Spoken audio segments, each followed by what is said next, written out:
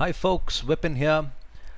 A lot of my students have been asking me, if you start a business, what would be the ideal format for your business? As in, should I run this business by myself, or should I run it with a friend, or should I go about starting a company? Now in this video, let's evaluate which in fact would be the best choice. Now before that, what are the choices that are there when it comes to you being an entrepreneur? As in, if you set up a business, what would be the format of the business? Now firstly, you have a sole proprietorship.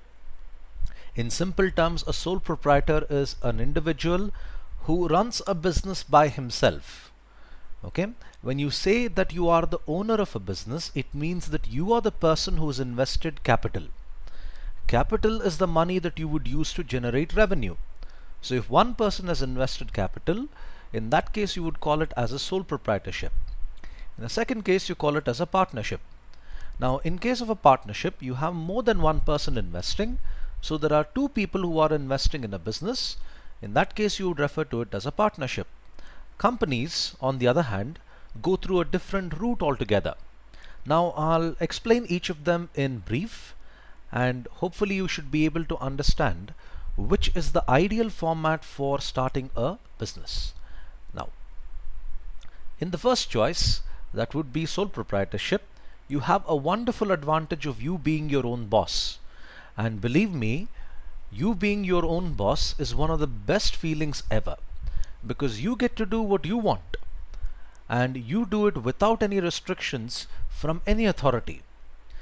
Another one, sole proprietorship is ideal for a family business. Most family businesses today are in fact a format of sole proprietorship itself. Okay, so sole proprietorship is ideal for a family business, low investment and potential for high returns. The website I've started, vipinmks.com, is in fact run by one person, me. I've invested the capital, so I'm the only owner here. My total investment in this website, excluding the marketing cost, has been below 3,000 rupees. So you can see how little the investment can be. And then, no authority to report to. There is no government official whom you have to report to, publish reports and say that this is how the business is doing. You have none of that.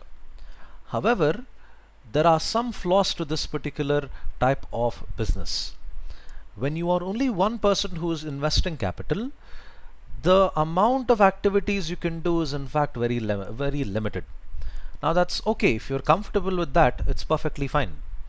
Now with respect to me, there is only one person who's working on vipinmks.com. That's one of the reasons why my resources are quite limited. When my students who happen to be studying science request my help, I'm unable to do it completely because the amount of resources I have is very less. There's only one person who's working. In that case, it's only me. So I'm not able to do the entire thing as and when they go about requesting it. So that's a big flaw that you would come across. The limited capital investment means the activities that you can do is in fact quite less as well. But nonetheless, sole proprietorship is one of the most ideal forms of business if you are just getting into entrepreneurship. Okay, now there's another one, partnership. When you start a partnership is more suitable when professionals are needed. Doctors, lawyers and chartered accountants. It is easy to set up and almost no documentation is required. Now when I say almost no documentation is required, it's because in some cases many people would in fact draft something which is known as a partnership deed. In the partnership deed, the partners decide what these guys are supposed to do, how much capital every person has invested, what will be their salaries, and how is it that they'll share the profits. Okay, now in that case you could go about drafting a partnership deed. But nonetheless, the law in India doesn't require you to draft a partnership deed. Even for example, an oral partnership agreement. Okay, even that is in fact considered perfectly fine as per the Indian legal system. Now there are some flaws when it comes to doing a partnership. Now for example, when you have more than one person here, a partnership requires a minimum two people. There's a good possibility of conflict of interest. Now, what is the meaning of conflict of interest? Now, when you and your friends are deciding to, say, go to a restaurant, you will come across one person coming out with their own opinion. Hey, let's go to this place which serves Chinese, let's go to this place that serves Mediterranean. Each of us have got our own opinion, and that leads to a conflict. And partnership is, in fact, having a greater scope for conflicts than when it comes to a sole proprietorship. Okay, and then the most ideal format. Before I get to that, this is one of the ideal examples for a partnership firm. In fact, Guru and Jana, the chartered accountants, if you happen to be a resident anywhere around Southern Circle, I'm sure you'd have come across the office of Guru and Jana. Now there you can see the number of people who happen to be working in this organization, as in terms of partners. You can actually see it's not just one or two people, it's in fact quite a lot. Now the advantage we have when it comes to a partnership is greater capital, but at the same time there's a greater chance of conflict of interest. Now, although you have more people here, more people means it results to greater specialization. Now, I'm guessing the chartered accountants you see in the picture there, each person is an expert in a different field. One person might be an expert in indirect taxes, particularly excise. Another person might be an expert in sales tax. Another person might be an expert in auditing. Another person might be an expert in direct tax. One authority on VAT. So each of the people there could have their own expertise. That's a very, very cool advantage you would be able to get in a partnership. Now remember, when I'm working on my website, my knowledge is mostly restricted to commerce. When I go about making science notes, I need to confirm with students and check. That's because I'm not an expert in science, not yet at least.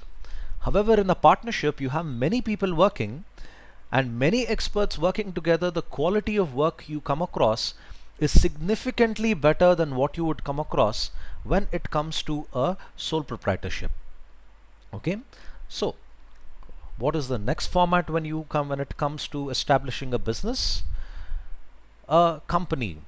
You've always heard of this very, very cool phrase, CEO, Chief Executive Officer. Now you can't really call yourself as a CEO if you happen to be part of a sole proprietorship. It's ideal when you go about doing a company. Now in case of a sole proprietorship and a partnership, you can start these businesses without taking permission from Government of India. I mean, for some types of businesses you have to take a permission, but in most cases you need not. Okay. Now when it comes to a company, you have to go through the procedures as per the Companies Act of 1956. You cannot put up a board in front of your house the next day and call yourself a company. That's possible with a sole proprietorship and a partnership. However, it's certainly not when it comes to a company. Now companies have quite a few bit of disadvantages, but that doesn't stop people from starting a company. I'll tell you how one major advantage in fact offsets all the other disadvantages when it comes to starting a company. Okay, so before I get to that, some of the disadvantages, it's not as easy as you think, because when you start a company you need to go through Government of India rules and regulations, and that in fact takes a long period of time. Another thing that is there, the duration that you would have when it comes to the reports, and I'm sorry, not the duration, the different documents that you need to submit during the course of running a company. That in fact is quite a lot.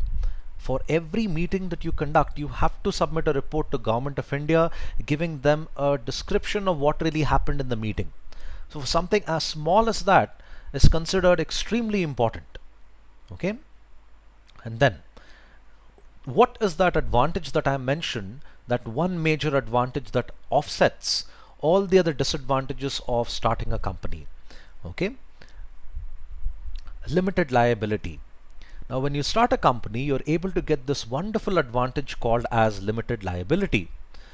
Now you might have seen in the newspapers and media, I love how the media exaggerates and they keep saying Malia is getting funding for United Breweries, but he's not spending the salaries and he's not using that money and paying off the salaries of his employees in Kingfisher Airlines. Now, the reason that happens is because of limited liability. One more case would be when Malia donated several kilograms of gold to Tirupati. People of Kingfisher were complaining our salaries are not paid, yet he is donating gold to Lord Venkateshwara. Now that happens here because of, again, the golden concept of limited liability. If I start a partnership or a sole proprietorship, and let's say I approach a bank for a loan, I'm approaching them for a business loan. The first check that you see there on top, they give it in the name of Vipin Mandyam. They give it in my name. But if I start a company, let's say I name my company as Cybertron Education Limited. Okay, I chose Cybertron because I'm a huge fan of Transformer series, and that's one of the reasons why I picked Cybertron there. So Cybertron Education Limited, I start a company called Cybertron Education Limited. In the second case, when I start a company, the same business loan is given in the name of Cybertron Limited, Cybertron Education Limited. But in the first case, it's given in my name. In both the cases, I'm going to use this to expand my website, to make it into something bigger. But in one case, you can see it's my name there, and in the second case, it's the name of my company that is there. In limited liability, that's a wonderful privilege that is extended only to companies, wherein if the company in fact takes a loan, the loan is in fact obtained in the company's name and not the founder of the company. Now, I might be the founder of this company, but the loan is not given in my name. It's in fact given in the name of Cybertron Education Limited. So what's the big deal? Let's say I'm unable to repay this loan and I get into severe losses.